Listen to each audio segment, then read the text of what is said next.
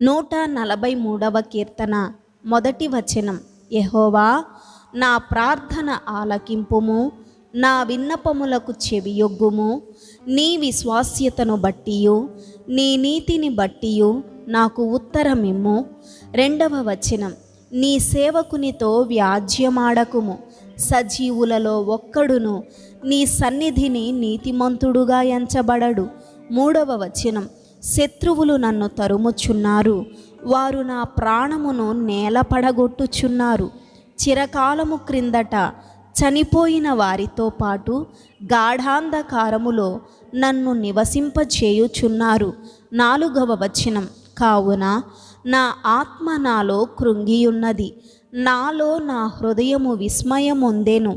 5వ వచనం. పూర్వదినములు జ్ఞాపకము చేసుకొనుచున్నాను, నీ క్రియలన్నీయు ధ్యానించుచున్నాను. నేను నీ చేతుల పని యోచించుచున్నాను. 6వ వచనం. నీ తట్టు నా చేతులు చాపుచున్నాను, ఎండిపోయిన భూమి వలె నా ప్రాణము నీ కొరకు ఆశపడుచున్నది. 7వ వచనం. యెహోవా, నా ఆత్మ క్షీణించుచున్నది, త్వరగా నాకు ఉత్తరమిమ్ము. నేను సమాధిలోనికి దిగువారి వలె కాకుండునట్లు నీ ముఖమును నాకు మరుగు చేయకుము. 8వ వచనం. నీ యందు నేను నమ్మిక ఉంచియున్నాను, ఉదయమున నీ కృపావార్తను నాకు వినిపింపుము. నీ వైపు నా మనస్సు నేనెత్తుకొనుచున్నాను, నేను నడవవలసిన మార్గము నాకు తెలియజేయుము. 9వ వచనం. యెహోవా, నేను నీ మరుగుజొచ్చియున్నాను, నా శత్రువుల చేతిలో నుండి నన్ను విడిపింపుము. 10వ వచనం. నీవే నా దేవుడవు, నీ చిత్తానుసారముగా ప్రవర్తించుటకు నాకు నేర్పుము.